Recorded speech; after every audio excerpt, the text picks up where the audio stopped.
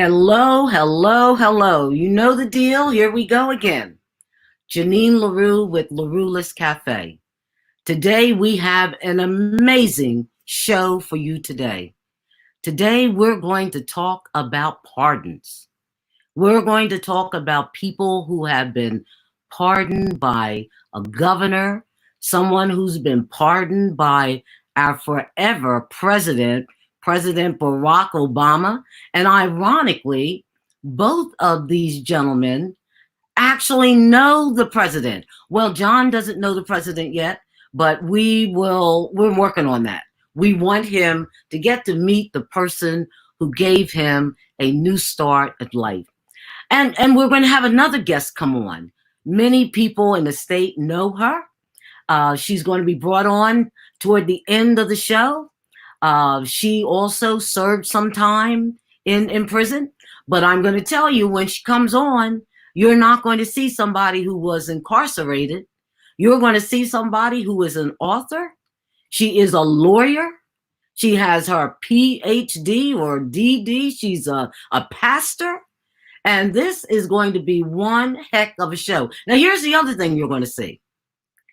Usually I bring the guest on to talk about what's going on in their lives, and they talk to all of us about, the theme of the day. And the theme of the day, as those of you who've been reading the flyer, it's real simple. Pardon me, pardon me. Well, with every kid who comes into this world, somebody gives them birth, brings them into this world. Sometimes we want to go, as my mom used to say, right upside the head. Well, we're going to have the women who could go right upside the head of some of the guests on this show today, the mothers of the pardoned gentlemen will join us by phone and tell us what it was like to be pardoned. Now, here is the kicker in today's show. You may think you're going to be looking at some folks who made some bad decisions in life and got caught up too with law, and then they got put in handcuffs, and then they came before a judge, and some before a jury, and then they were sentenced to go to prison, and they served time, and then they came out. You may think that that's what this show is about. This show is about every last one of us. Those of us who are human beings, when we think things we shouldn't think, when we say things we shouldn't say, when we do things we shouldn't do, and we don't even have the wherewithal to say, I made a mistake. I'm sorry. Would you pardon me? Would you accept my apology? So when this program is over, as with all of the programs with LaRuelist Cafe, keep in mind, at the end of the program and the end of the day, it ain't about the guests you're getting ready to hear from. It's about you. It's about, as Michael Jackson said, that man, that woman in the mirror. That's who we're talking about today. Pardon me. And as we go through the journey of our guests, let's see what this pardon looks like. And I want to hear from some of you viewers throughout the week and the coming weeks. Tell me how you got pardoned. Who pardoned you? How did it feel? So let's just, LaRuelist Cafe, let's talk about it. There he is. There he is. There's the man. So if you don't know, you need to know. Tracey Syphax.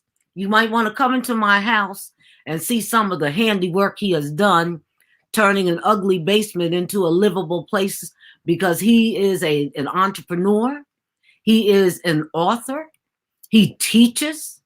This man is the bombsy.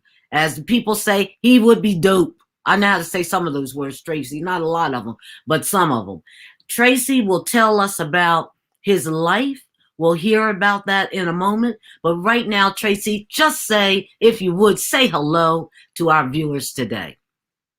Good evening. Good evening, everyone. And this is truly I am honored. I am honored to be on one of the people that I definitely consider one of my heroes, Miss LaRue Frisbee. So thank you for having me, and glad to be here.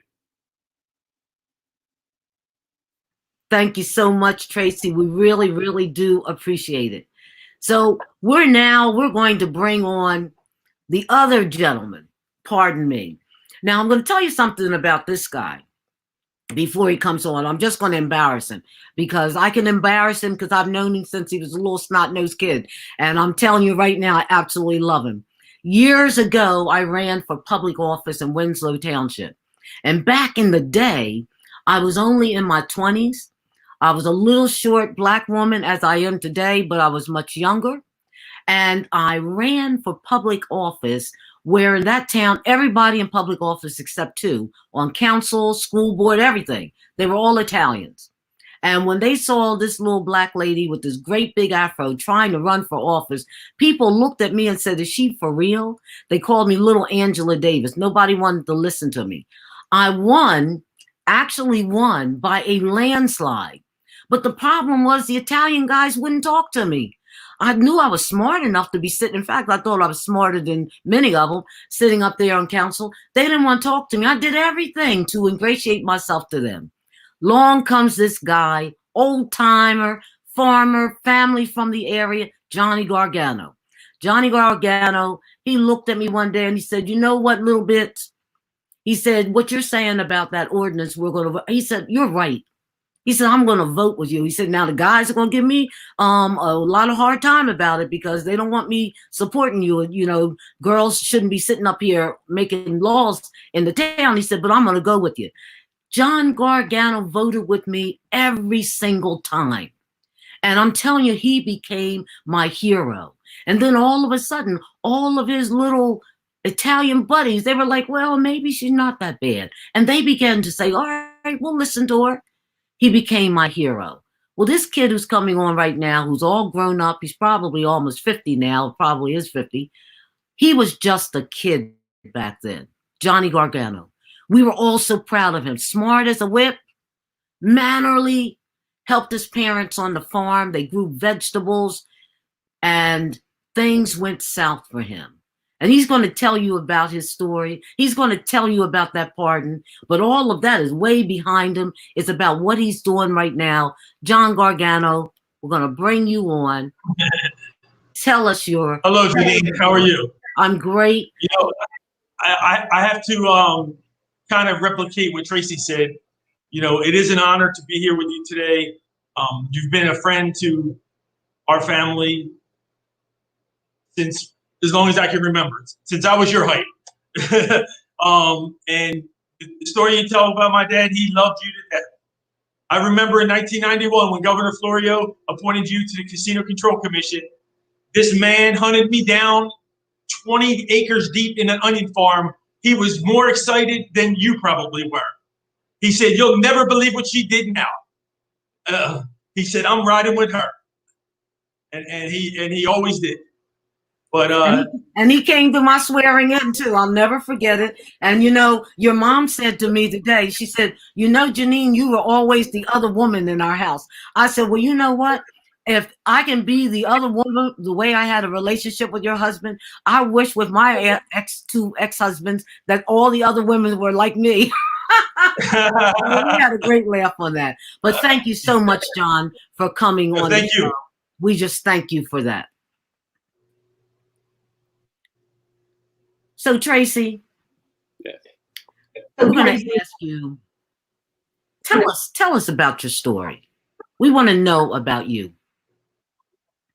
Well, Jenny, how long do I have? I don't want to spend too long on it. You know, my journey, Jenny, started. I like to say it started back, and my mom, and just having my mom is going to be. She could share a little bit about our story. But I think my problem started probably back when I was around 8 years old, when my brother was tragically killed, run over by a truck over in Miller Homes. And I think that was the pretty much the time that I started acting out. Of course, he was my only brother. I started acting out in school, cutting class, just doing all kinds of negative things. Started getting high, started drinking at a very young age. So I ended up started selling drugs. I started selling drugs to support my habit. Ended up going to juvenile facility when I was 17. As soon as I turned 18, I got my first bid as an adult. which indeterminate 10 years at Yarville Correctional Facility. So I ended up spending a couple of years on my first bid, and didn't learn anything. And that's one of the saddest part of me going to jail the first time. I didn't learn anything. I came home, just thought I was going to be slicker, better, smarter than anyone else. And I came home in 1983, and I tried to do the right thing for a little while, and of course started getting high, started slipping, ended up back selling drugs again, and ended up catching another charge. And by 1988, I was not only on my way back to prison, I was on my way back to prison after being shot, had a bullet lodged in my spine. So when I went to jail last time, I just made a vow to myself and my God that, that I was going to turn my life around. I had spent close to 17 years in some of the toughest streets here in Trenton, New Jersey. And I was tired. At 32 years old, I was tired. And I just came home in 1993 with a vow to myself and my God that I wasn't going back. But during my time, even as a drug dealer, I always felt I was a businessman. I always felt as though everything that I did, because I knew product, I knew customers, I knew sales, I knew security, I knew accounting, I knew everything that it took to be a successful drug dealer. And those skills I know are also transferable skills. I always thought I was a businessman. As you know, Janine, growing up on around Stuyvesant Avenue in the 70s, a lot of the business was African-American owned businesses back then in the 70s. And, and I got an opportunity to work for two of them, Clates Bar and 4G Supermarket. So, back in the 70s and the early 80s, I got an up close personal look at what a Black entrepreneur looked like. So I knew I can always aspire to be one. So 2 years after coming home, I just took that pledge. I quit my job. I was making $30-something an hour, benefits. I had a great job 2 years after coming home from prison. But I went to that job with a determination to learn the trade and actually start my own business. So within 2.5 years, I worked my way up from labor to mechanic to foreman to supervisor in 2.5 years and quit. I attended the Million Man March in October 1998. And one of the things Minister Farrakhan said is that if you didn't have a job, your charge was to go back to your community and create one. Even though I had a job, I understood what the message was. And like I said, I always thought I was an entrepreneur. So I came back and started my business 6 months after that. Grew that to a multi-million-dollar corporation within 8 years. Started amassing millions of dollars worth of property here in the Trenton area. And just started a 25-year career now in business as an entrepreneur, as an advocate. Of course, where I've come from, I never forgot where I come from. As you know, Jenny, we've also been neighbors for a number of years. So, we know each other for a long time, but, I've been a strong advocate for those that are coming behind me. I believe in second chances. I believe in third chances. I believe in fourth chances if so needed. But I believe the results is what you have here on this show right here. Me, you, John, Doc, folks that have came and got those second chances that's completely not only turned it around, just done. You blew up. You blew up. I mean, you guys, you are the best of the best. And that's one of the things that I have said to folks, that you and John and Leslie, the three of you, you have excelled far beyond what average people do in society. How did you keep straight? I mean, Tracey, I know people. We live in Trenton. We know some of the streets are still the streets. How do you not fall? How do you not get sucked back into that? Well, it's easy. Like I said, I've been here all my life, Jenny. And like I said, I was sucked back into it a couple of times after getting straight. But like I said, the last time, and I truly believe this, I spent a year in solitary confinement in 1992 at Rahway State Prison. Wow. 23-hour lockup, going out only for a half-hour rec and a half-hour shot. A whole year? I spent the whole year in solitary confinement. Lord. And I remember going into solitary confinement, because see, I went in solitary confinement, and I'll make this short. I went in solitary confinement for something that I did not do. Mm-hmm. My cousin installed the officer. I broke it up. We both got put in the hole. He got a street charge. I got a street charge. He was sent to Trenton. I was sent to Rahway. The charges on me didn't stick, the street charges. They ended up dropping them. And but the administrator kept his charges and sentenced me to a year in solitary confinement. So spending a year in solitary confinement, I got an opportunity to read the Bible from cover to cover twice. And I believe that was the foundation that I needed to change my life. When I came out of Rahway State Prison, around the beginning of 1993, I was sent to Riverfront State Prison, where I got involved with a program called the MIR program that taught African-American studies. So once again, here I am, coupled with the fact that I had a vision of what Black entrepreneurs look like, and then got opportunity to read about Madam C.J. Walker and A.J. Gash and all the Black entrepreneurs that have created millions coming from way tougher circumstances than I've come from. And I just knew that based on that foundation, based on that faith, that anything that I try to do, anything that I set out to do, anything that I want to do, that I got the faith and the foundation to do it.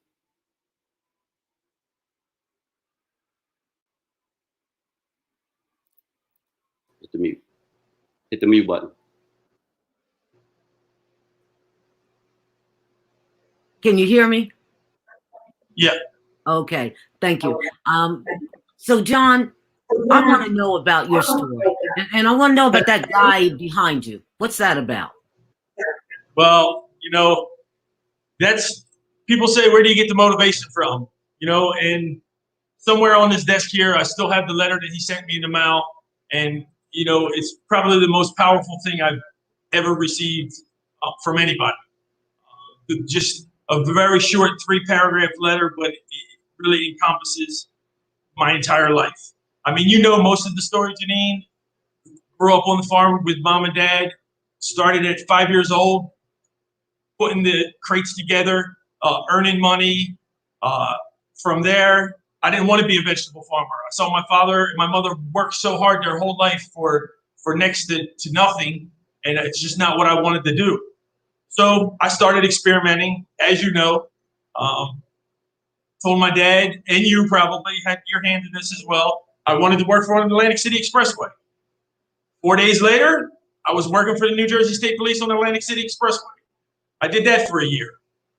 Didn't want to do that. Then I wanted to be a toll collector. So I told Dad, talk to the politicians, I want to be a toll collector. 3 weeks later, I was a toll collector. Basically what I'm trying to say is mom and dad provided me with all the financial, psychological, all the support that I needed to mature into a productive adult. So you may think, well, how did I get involved in criminal activity? Well, people get involved in criminal activity for 5 reasons. It's either biological, they're just inherently evil, and that's what they do.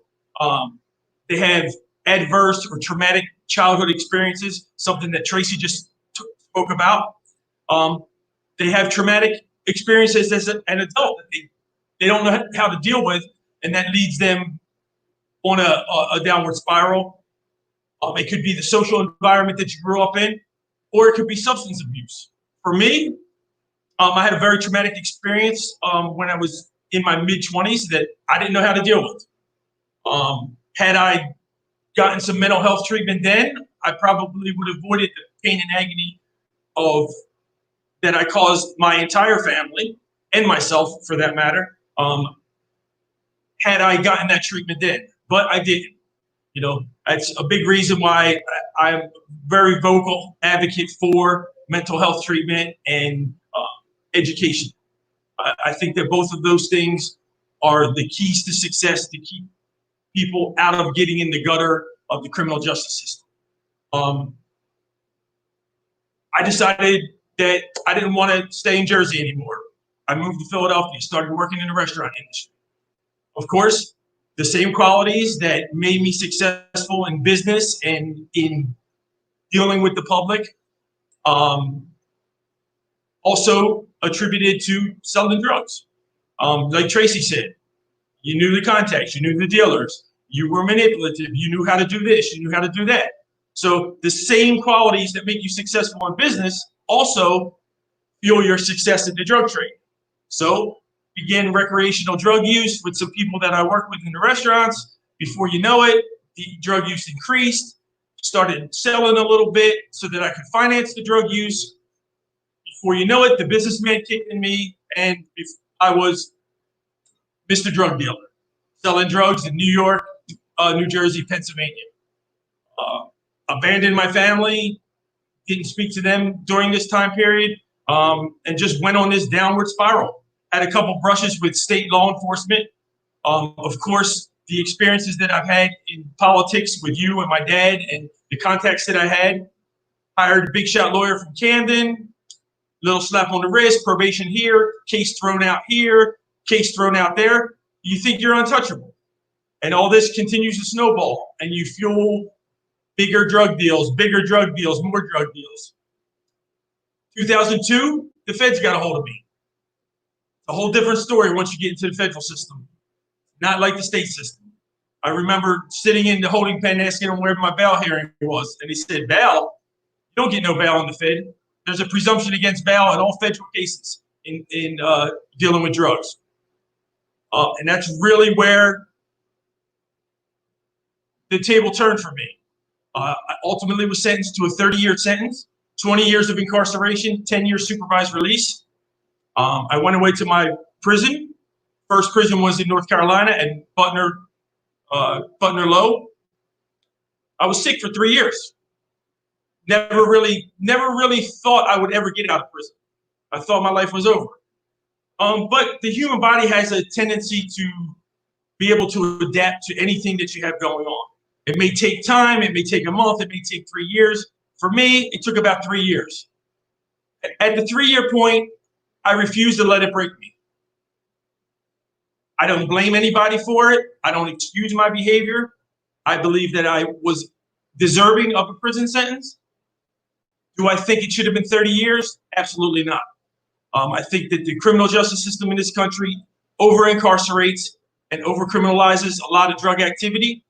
In my specific situation, had I been sentenced to 5 years, they would have accomplished the same goal. So the $3 million that they spent incarcerating me for 12 and a half years, the taxpayers could have saved an awful lot of money if there would have been some smart sentencing where they just gave me 5 years. I started taking some college classes while I was in prison at Ohio University College Program for the Incarcerated. And education is really what gave me the hope and inspiration that when I got out, I wouldn't return to that same activity. The story goes on, and I can speak for your whole show. But ultimately, I was pardoned by President Obama in 2016. It was the craziest day I ever experienced in my life. I've been home for 3 years. Now, you know, John, and your story is just absolutely amazing. One of the things that, as we know, and I just want you to touch on it a bit, because I remember when after I left the Casino Control Commission and I started working up in North Jersey, and I went to a healthcare system up there. I remember calling back down and checking on Johnny and everything. And I said, all right, Johnny, how's Penny? You know, how's Jackie? How's Johnny doing? And that's when he broke the news to me. He's like, he said, things didn't work out good for my boy. That's what he used to call you, my boy. And I started crying. He was crying. And he said, Janine, he said, he's going to go away for a long, long, long time. And I said, how long do you think? And he said, it could be a couple decades. I'm like, no. And then he passed away while you were in prison. Tell me about how you felt about that, John. It was terrible, Janine. You know, when you're involved in criminal activity and you're running the streets, people on the outside looking in, they always say, you know, how did you do that to your mother? Or how did you do that to your sister? But our mind frame at that time is we don't even care about ourselves. So we're not thinking about what we're doing to other people. But when you get closed in those four walls and you're forced to think about what you did, it's devastating. You know, it's devastating to think that the people who brought you in this world, okay, I remember this to the day I died. I called home one night. It was in 2007. It was in December. It was the first day my dad had chemotherapy treatment. My mom answered the phone. She said, Johnny, I can't talk right now. Your father's in the car. He just had his first chemotherapy treatment, and he got sick on himself, and I can't get him out. I'm waiting for your cousin Mars to come over and help me. You understand how helpless that you feel, that this is when you're supposed to take care of them, and here you are locked up? It's embarrassing. It's humiliating. It's something that I caused, and I deserve it. But it's part of the reason that I'm so motivated now. So tell me when the light bulb went off and you started, well, I guess it came on, and you were like, okay, I'm in here. Because what you haven't said to the viewers, you served 12 long years. It's not like you were in for a couple of years. You served the 12 years. Tell me never gave up. what you did for those 12 years. So just tried to stay busy. Had prison jobs, helped other people, started going to school, and that's what really turned the corner for me. You know, it gave me purpose, it gave me hope, it gave me inspiration. I accumulated about 30 credits at Ohio University. Eventually, I couldn't afford to go anymore. Tuition was very high. The government stopped Pell Grants for incarcerated people. So I said, you know what, I'm gonna try to get a scholarship. I don't know how somebody in jail is going to get a scholarship. I called my mom and said, hey, this book, grants, scholarships, and prizes, send it to me, please. She sent it to me. I sent out like 200 letters, all these different scholarship foundations. And there was a guy from North Jersey, his name's Bob Howitt from WKBJ Foundation, came to prison, spoke to me, and ended up paying for school for like two years for me. Then something happened with his foundation. He closed down. He couldn't afford it anymore. So I said, you know what? I'm going to teach other inmates GED. I'm going to help them. I'm going to stay in the education process. Even though I can't get my degree when I'm in prison, when I get out, I'll get my degree. August 13th of 2014, Obama announced the clemency initiative. If you were a nonviolent offender that served more than 10 years of your sentence, no crimes against children, and would have received a lesser offense had you been sentenced in 2013 than you did when you were sentenced, petition me. Tell me why I should let you out. Everybody was going crazy in the prisons. 30,000 people applied for clemency. They said, don't do anything. We're going to appoint you an attorney. I said, no, I'm doing my own petition. I went to the law library every day for 6 months. Got my petition together. My friend, this Italian Jewish guy from Florida, Dina Iaculu, I said, read my petition, help me out. We put it all together, we mailed it off. 2 years went by, didn't hear anything. One day my case manager called me. She said, President Obama's office called, they want to know if I can send them your records. I said, you sent them, right? And she said, well, I got to get your permission. I said, come on, let's send them. You need stamps, we need to send these off. She sent them off, didn't hear nothing for another year. First round, second round, third round of clemencies came out. They all came out. No, not on any of them. One day I'm sitting in the landscape office at the federal prison camp in Alabama.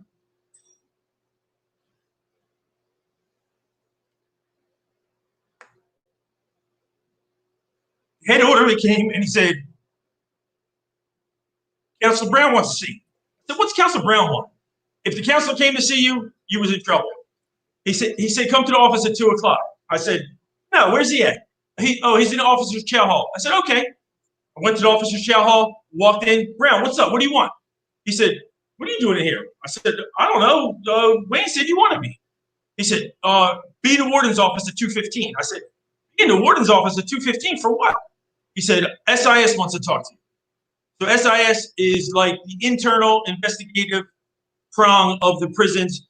If SIS calls you, you're either getting locked up and get shipped somewhere else, or they're trying to squeeze you for information. Long story short, it all boils down. I get in the warden's office, 2:15. 6 guys are sitting there. Nobody knows what's going on. And finally I said, hey, are any of you guys apply for clemency? And they all said, yeah, we all apply for clemency. I said, this is an answer. I said, they're going to tell us one way or the other right now. One by one, they all went in. When they came out, they were mad. They were slamming doors, cursing. Like, well, maybe it's not clemency. Finally, when I got in there, the warden said, answer the phone. Answer the phone. Tracey will back me up on this. You don't touch the phones in prison. If you touch the phones in prison, you're getting maced, stun gun, beat up, handcuffed. I answered the phone, and a lawyer from New York was on the phone. She said, John, this is Temi Topi Youssef. I'm sitting here in President Obama's office, pardon attorney's office, and just want to let you know that President Obama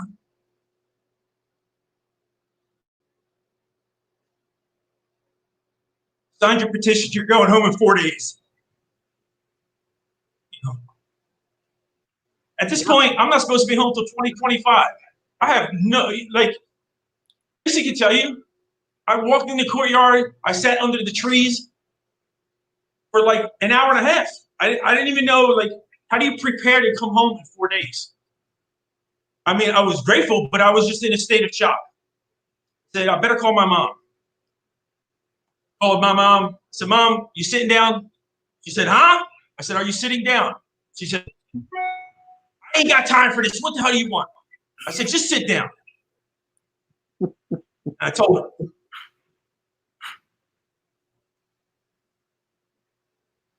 Never forget. She said, Johnny, I knew you wouldn't let me down.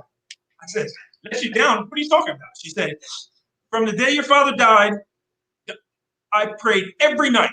And the only thing I asked for was to live to see you come home. And to hear your mother say that, life-changing. Life-changing. Thank you, John. Thank you, John. Tracey, tell us about your part.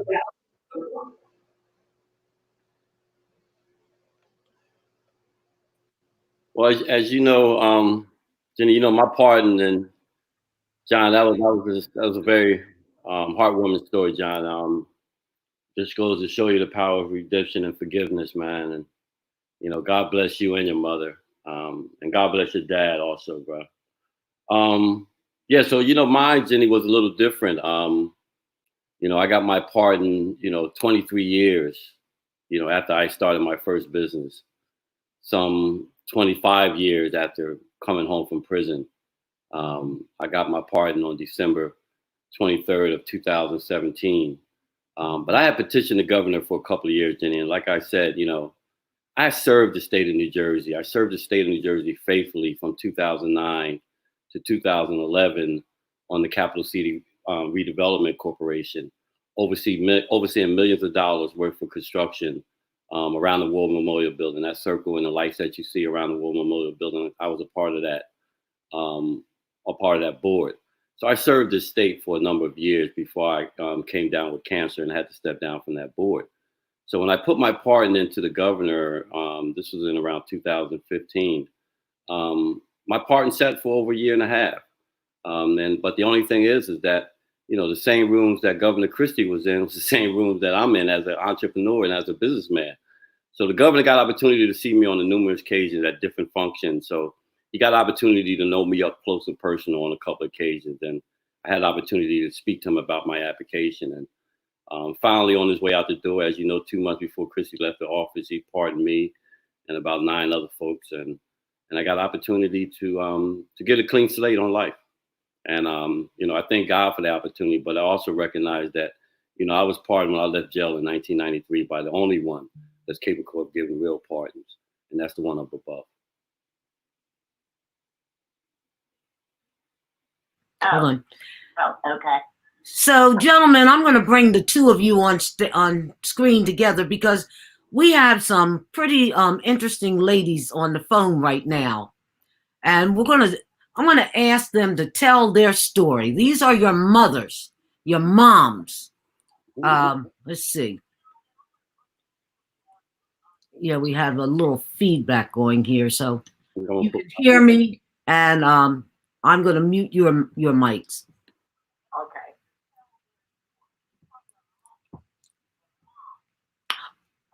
All right, so turn the volume down on whatever you're looking at us on. So I'm just hearing your voices. Okay. All right, so Penny. Yes. John, do you hear your mom?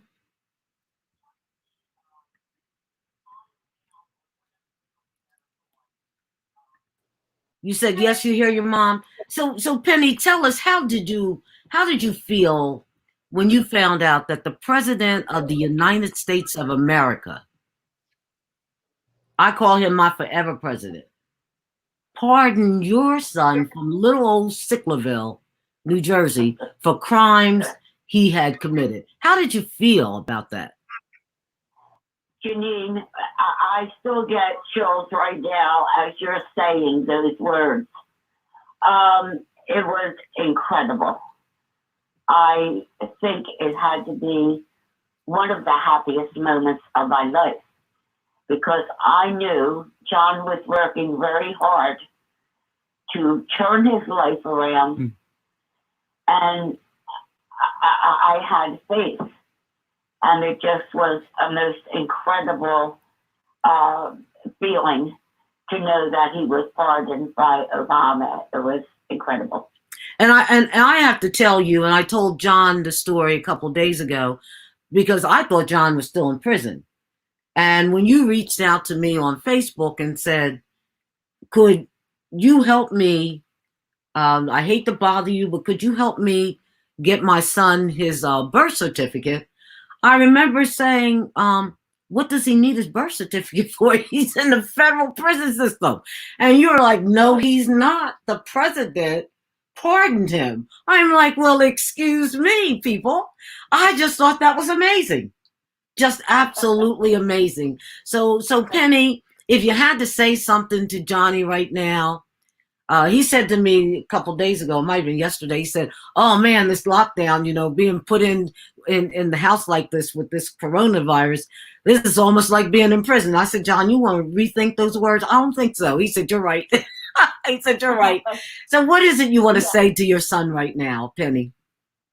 Well, to my son, I would just like to say, he knows that we always had faith in him. He was always a good person. He was. He helped a lot of people, and he hurt a lot of people. But you know what, Janine? My words to my son were, you can't change the past. All you have is your future. And Johnny is sincere, and I just thank God every day. Beautiful. Thank you. Thank you. That's great. That's great. And so we got the other mama coming on. My good friend, the Miss Senior. She is gorgeous and she is tough. Nancy, can you hear me, Nancy? Yes, I can. Good. I mean, because she's a diva. She's a diva, and I want to be like her when I grow up. So Nancy, tell me, I'm looking at the smiling face of your son, and you know my son, and you know how I feel about my son. I know how you feel about your son. And I know I'm going to have you on a little later for your own show because you got your own story to tell that you told me about. But tell me, how did you feel when you found out after all these years Tracey had been trying to get pardoned? And I know all of you sat on the edge of your seat.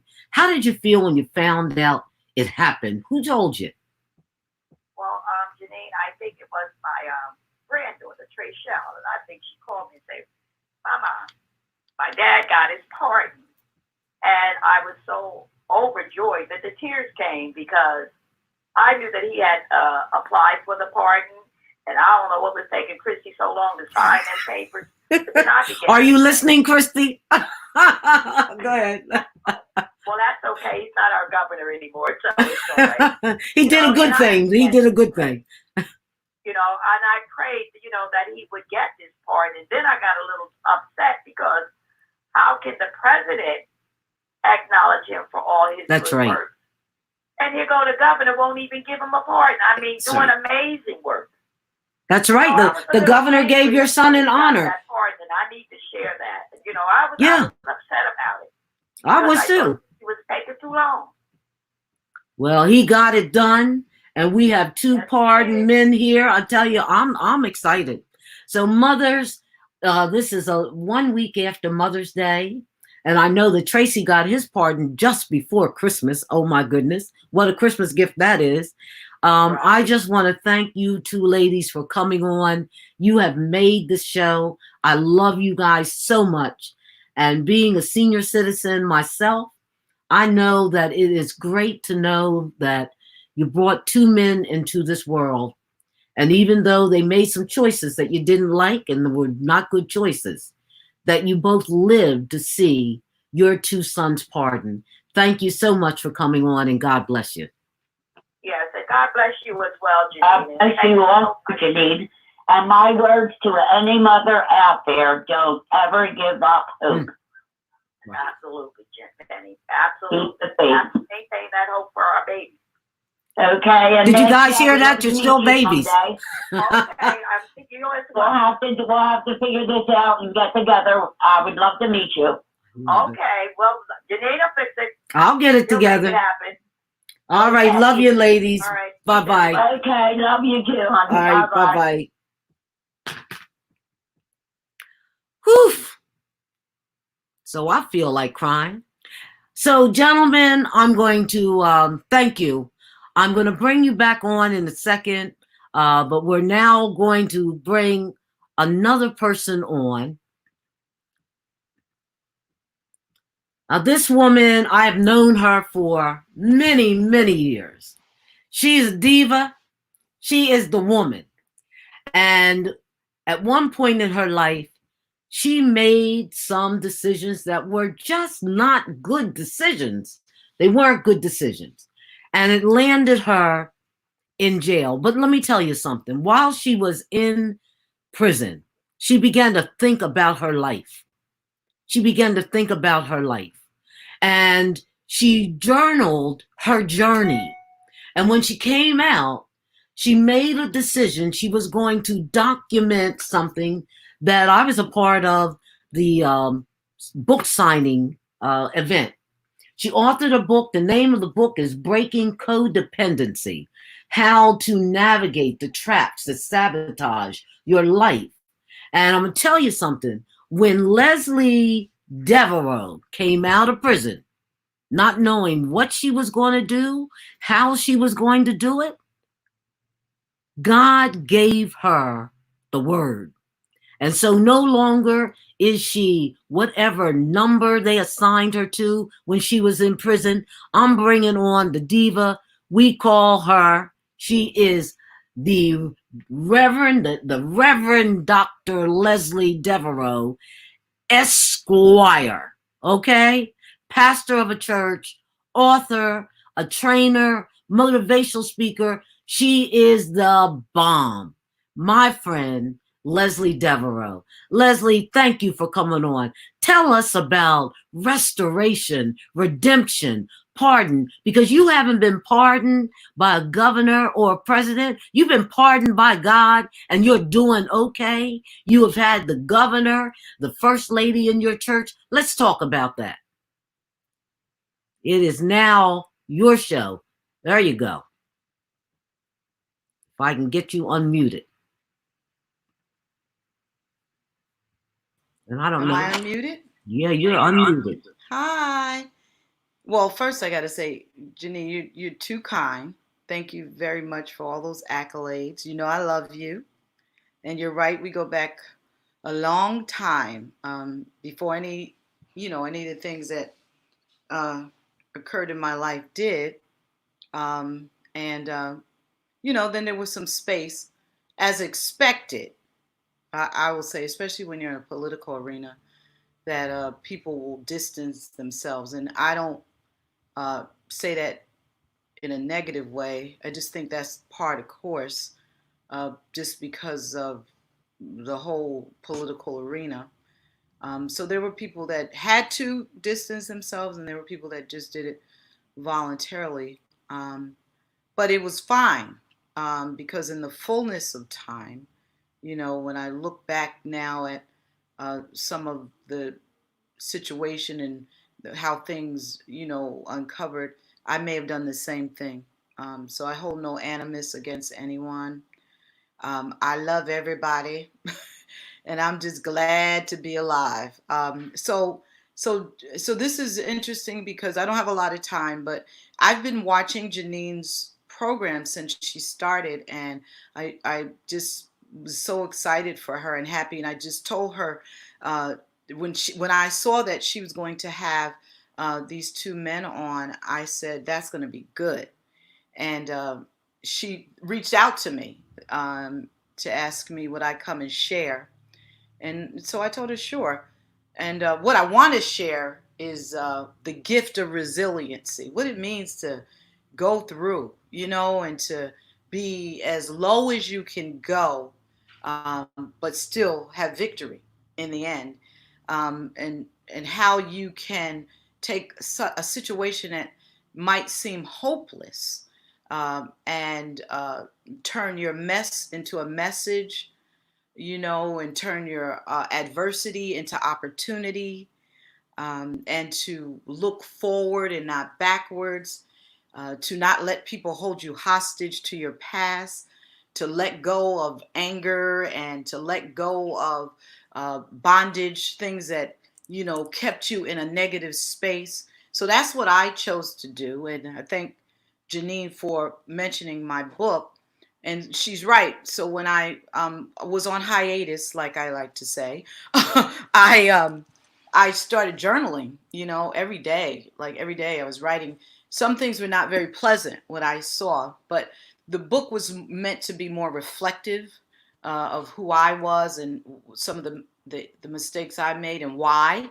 I had to question myself, right? How did I get here? How did I get there? I was accomplished. I had two licenses, New York, New Jersey, and I was first in a lot of things, a judge, a chief of staff, all that stuff, right? So how did I get there? Well, I think it's important for all of us to not look out, but to look in. So that's what I decided to do. I had to look in to see, okay, Leslie, what did you do? So I uncovered some things, and I'm an advocate of therapy. So I'm going to say I had a therapist to help me unpack some of the things about me. And one thing I discovered is that I was a person who, first of all, I liked control. I thought I could be all things to everybody and do all things for everybody and never say no, right? Some of that's not good, because it can cause you, especially when you're doing it to your own detriment, where it's hurting you.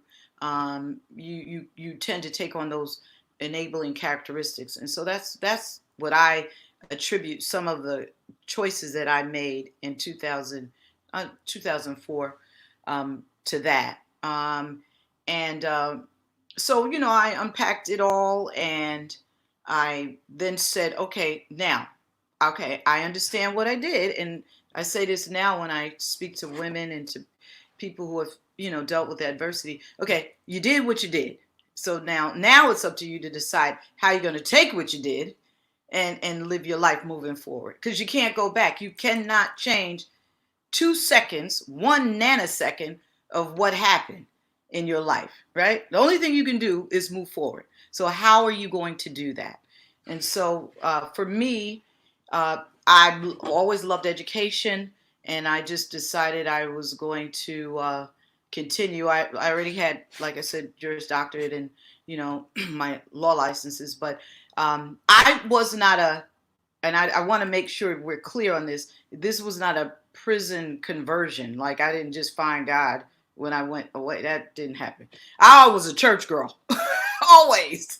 From a little girl, I was a church girl. Well, church girls make mistakes too, right? So I was, and I still am. And it was just at that moment when I knew that I needed to say yes totally to God. Sometimes we're on the fence, right? We're in and we got 1 foot in, 1 foot out. For me, during that time, I heard God clearly say, it's time for you to say yes. Totally surrender to me. And so when I did that, I found a peace that surpasses truly all understanding. And I was able to move forward in my victory that was coming, and went to school. I got my master's of divinity. Then I received my doctorate in leadership. And then, I'm in part of the AME church. Yay. And I went all the way. I'm a person that goes all in. And so I heard God say, you got to go all in. And I did. And ministry is service. And so I, was ordained an itinerant elder. And then now the pastoring thing, I don't know if I really heard that, but it happened. So then I began to think, okay, I was a leader in the secular world, and that didn't turn out too well because of that one instance. So maybe God is giving me a second chance to be a leader in another vein. And how am I going to show up? And I've tried to live a life now. That was in 2004, and I had my time away in 2008. I've tried to live a life of integrity. I reach out. I'm out in the community, and Janine is right. The governor's been to my church. His wife has been to my church. My mayor had me on his transition team. How did all of that happen? Because because I was ostracized, right, from politics. How did all of that happen? How did I now all of this come back to me? Well, I believe, God was saying to me, I am a God of second chances. And you are going to have a second, third, and fourth, whatever you need. And this time you're going to get it right. And so I'm very grateful. Every day I wake up very grateful for that, that I get a chance to do and to be the best person that I can be. And so during this time, I said I'm an ordained minister. I'm a pastor of Trinity AME Church in Long Branch, New Jersey. And I also, I got my real estate license and from the state of New Jersey, which, they don't usually give people with, backgrounds. I've had to really go and show them why I was worthy of a real estate license. And I did that. And then God just said to me a couple of years ago, I woke up in December and he said, it's time to get your stuff back. And I didn't know what, but I knew that I honored my license, as an attorney. I really did. But nothing that happened had anything to do with me practicing law or being an attorney. Nothing to do with that. And so I decided that I was going to go on this journey to try to get my license back. I went to New York. And I applied, I made a petition to get my license back all by myself and put my paperwork in, just like my brother there. I didn't need an attorney. They cost like $30,000. So I put the paperwork in. And when I went in to be interviewed over in New York, First Department, when I finished, they were crying. And they were like, you deserve your license back. And so they gave me my license to practice law back in the state of New York. New Jersey has a different law. They say once disbarred, always. I don't know if, I got to go with it. That's what it is. But I would think because they know people have, are trying and we all, I think there are people who deserve second chances that they might one day reconsider that. I want to shout out to my brothers. I saw you earlier and say my prayer is that I will receive a pardon one day. So you inspire me, Tracey and John. You inspire me with your stories about, just being persistent and just going to put that paperwork in. I haven't done it yet.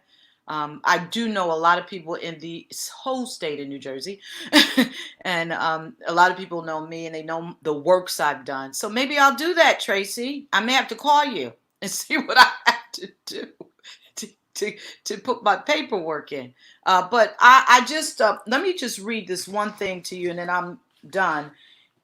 I wrote my book, Breaking Codependency, and then I wrote another book, On This Day, Remember What God Does Not Want You to Forget. So Breaking Codependency was what happened. But then when I came home, Tracey and John, I said, oh, everything's going to be fine. It wasn't fine for a minute. People were still not talking to me. I felt very ostracized. I felt like when I walked in the room, everybody was talking about me. The mix of emotions, right? So I went into a depression and then I started writing and I just started every day reading my Bible and just writing what God said to me. And so it came out as a book.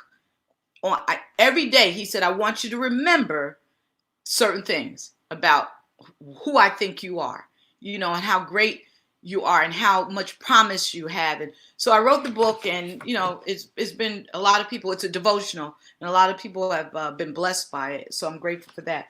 So in my book, Breaking Codependency, I said, I had fallen as low as one could go financially, professionally, and emotionally. I thought to myself, girl, with all the stuff you've been through, it is a miracle that you are still here. I continued with the thought, how could I find the strength to resurface, the courage to re-enter society? the confidence to stand in a pulpit and preach God's word, the tenacity to start my own businesses, speaking and coaching and real estate, and writing books and telling many of my secrets. And then I in my book I write, I felt a wonderful move on my inside, and I heard a still small voice in my ear, and it was God saying, Leslie, I am the lifter of your head. And so I just want to encourage somebody today that God truly is the lifter of your head. When you're down, when you're depressed, when you're feeling like, especially for us who have been through where we've been, you know, what we've seen, there are a lot of people coming out now. And I'm like you all, I want to reach back to my sisters. I promised them that I would not forget them. I promised them. You know, but a lot of them are going to come out and they won't have the same opportunities. They won't have the same network that I have, right? And they'll be coming out walking and feeling, you know, not confident. But I want to encourage them that because I believe in God, that He truly is the lifter of their head, and they don't have to be ashamed of who they are. Well, you know what? Thank you so very much. You have been inspirational to all of us, and I know you're an inspiration to me. I mean, I knew you before you went to trial, while you were in prison, and when you came out, and when I saw how quickly you just got busy. You know, I often wondered if I'd be able to even open the door and face people. And you just knew from the beginning that whose child you were. And I thank you for that. I just thank you for that. Right now, I want to just say a couple words, and then we're going to conclude this show by letting you just see our guests one more time. As I said when we kicked it off, this show is not about incarceration. It is not about going to prison. It is not about John Gargano, Tracey Syphax, and Leslie Devereaux. It is definitely not about Janine LaRue. This show is about every single one of you who is viewing this live stream today. We all have done something in our lives that is shameful. Maybe we came out of the bathroom and didn't wash our hands. Shame on us, because some people are dying because they're not washing their hands. We've all done something. And I just hope that something was said here today, something was triggered by the voices of these mothers on the phone that will make all of you out there think about yourselves. Think about restoration. Think about redemption. Think about pardoning. I hope that we have made some impact today in your lives. I know that our guy, John, is getting ready next year to graduate from the NYU. I see it right across your chest. And the man who had given you a second chance behind you made it happen.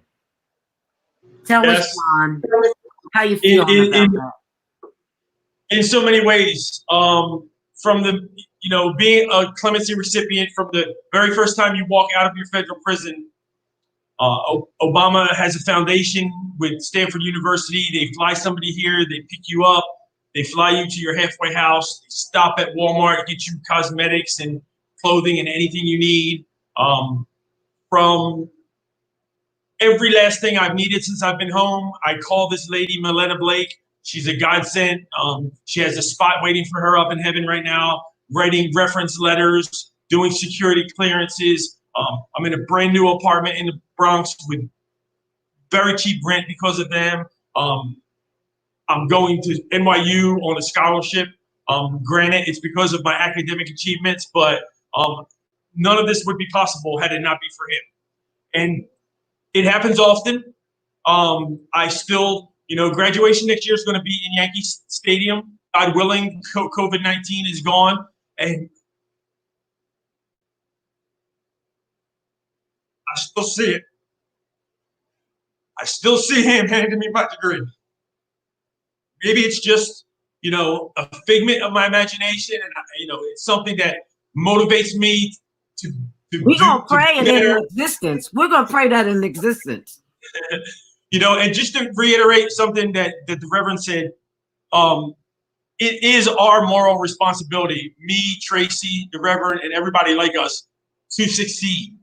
Because what we do is going to dictate the possibility of other people getting the same chance.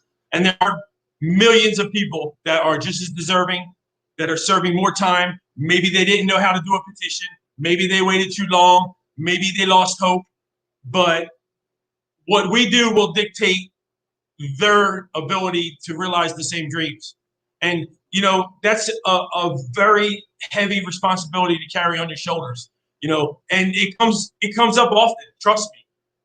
We all are human beings. We're all flawed. We're all tempted to do things. And when it comes to that point where you decide yes or no, you not only think about you think about, I always say that you never really matured in life until life becomes bigger than self. And since I've come home from prison, it's not about me anymore. It's about paying it forward. I'm still supposed to be locked up for another 3 years. So every day I wake up is a blessing. It's not about me. It's about giving other people opportunities and developing other people. And my first job when I got home, those people there, they embraced me like family. They didn't care that I was in prison. They didn't, none of that. And River Park is my second family here in New York. The people there, I'm still friends with. Some of them are probably watching today, but they provided me the opportunity to heal and to grow and to reintegrate. And I thank Tracey and the Reverend for doing all that they're doing, because some point people are going to listen and help these brothers and sisters that are still locked up. Thank you, John. And so my man, Tracey, where did he go? Let's see. There he is. Tracey, you get the last word. You get the last word, my brother. And I just believe it. I feel it. I know I'm going to get some phone calls. We've changed some lives here today. And I just want you to just leave a nugget in the middle of the table. Yeah, it's tough, Jenny. We've unpacked so many things. Doc and John talked about, childhood trauma and some of the things that we need to deal with that go on in our community, especially with kids that are growing up. Before I was 18, I had an ACE score of almost 7. So we need to talk about those things. We need to talk about people giving other folks opportunity. John talked about, his employers and the people that gave him his second chance, and they have treated him and embraced him like family. John Raleigh, and I tell my story in the book, his memorial sitting right there in my window. John Raleigh gave me that opportunity in 1993 when he took me into his company and gave me that opportunity as a roofer, something that I did not aspire to be. But he brought me in, he taught me the business, he taught me the actual business, set me out on my own, and actually helped me get started. We've unpacked a lot of things in there, but I think John said it best when he talked about paying it forward. I've dedicated my life, 25 years now as a successful entrepreneur. I've had a lot of hills I had to climb. I've had a lot of valleys, a lot of lows, a lot of highs. But God has blessed me. He has blessed me with the ability to be an example. And I just hope tonight that me, Dr. Leslie, John, could just be that mirror reflection of the God-given talent. That is in all of us. It's in all of us, Jenny, is given the opportunity that we need to succeed. John talked about the Pell Grants being taken away. Look at him. Look at him. Prime example of why we need Pell Grants in institutions across this country. And now, as you know, Jenny, we're working on bringing entrepreneurship into prison. We just taught 1,000 inmates at the Bureau of Prison in DC how to start and run a business on tablets. Because of you. Absolutely. Because of you. So we're going to keep pushing. We're going to keep pushing. We're going to keep making that happen. We're going to make it happen here in New Jersey. We're going to make it happen elsewhere throughout the country. So thank you for having me on. John, man, we definitely got to connect that to the, you and Dr. Leslie, we have to connect. We're powerful, more powerful together. So thank you, Janine, and thank you for having me.